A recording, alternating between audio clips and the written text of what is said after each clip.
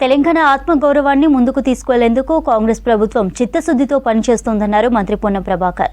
రంగారెడ్డి జిల్లా Narsingi market committee పాలకవర్గ ప్రమాణ స్వీకారానికి రాజేంద్రనగర్ ఎమ్మెల్యే ప్రకాష్ గౌడ్తో కలిసి ముఖ్య అతిథిగా ఆయన పాల్గొన్నారు. అంబేద్కర్ విగ్రహానికి పూలమాలలు వేసి నివాళులర్పించారు.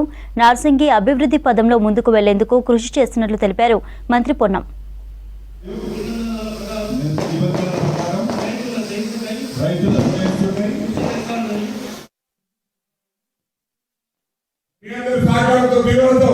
ప్రజాపాలన ప్రభుత్వం ఏర్పడిన మొదటి నుంచి ప్రభుత్వం మీద బ్రిటిష్ ఆమరణ పెడుతూ వస్తా ఉన్నారు.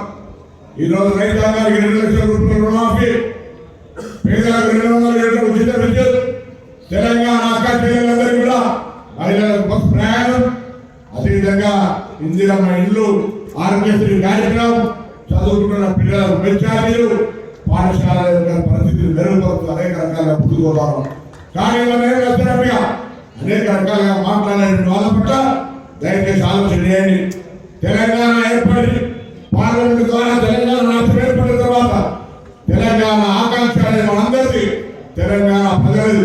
కానీ తెలంగాణ మాది మాత్రమే అన్నట్టుగా 10 సంవత్సరాలు పరిపాలించి ఇలా తెలంగాణలో ప్రజాపాలన ఏర్పడితే జీర్ణించుకోలేక 11 నెలలు ఎంత చేస్తున్నారు.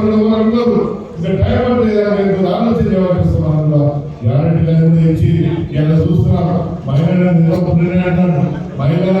సోదరులందరూ కూడా లక్షాంకారం చేయాలి. వాళ్ళను చేసినప్పుడు సమానమైన రాష్ట్రం బాగుందని చెప్పి ఆలోచన ముందుకు కొన్ని తరగతులు అడాప్ట్ చేసిన మనం అందరికీ పోతున్నాం.